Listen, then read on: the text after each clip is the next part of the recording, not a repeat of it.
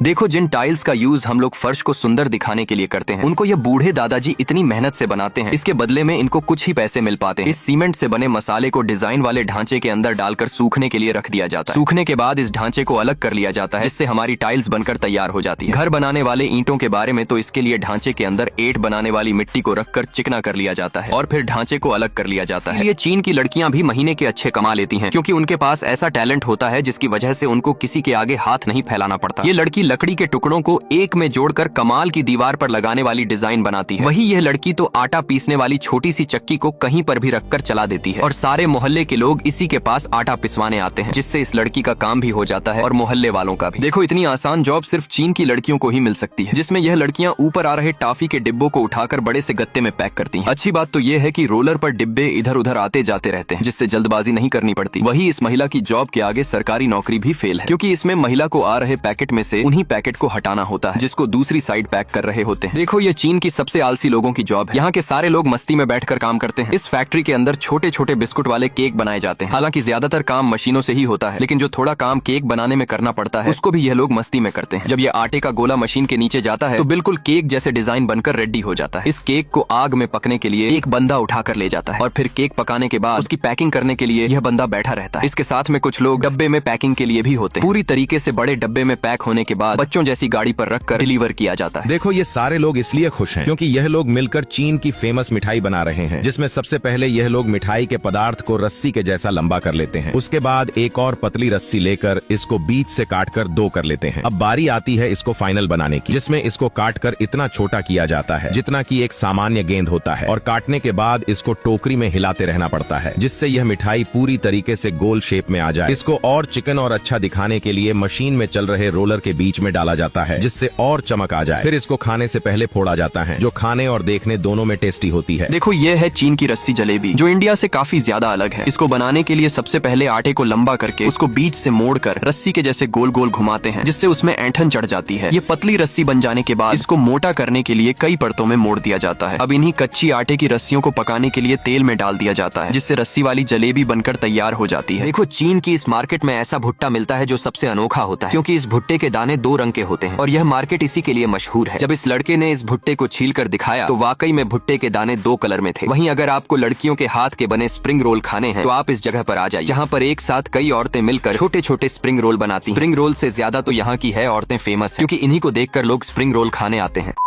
कभी भी इस गजब व्हाट्सएप चैनल को इग्नोर मत करना, क्योंकि इसको फॉलो कर आप करोड़पति बन सकते हैं और साथ ही दुनिया की हर अद्भुत जानकारी और हर महीने गजब चीज सकते हैं। जी हाँ, उस चैनल को फॉलो करने के लिए इस वीडियो के कमेंट बॉक्स में लिंक दिया गया है, अभी जाकर हमें फॉलो करो।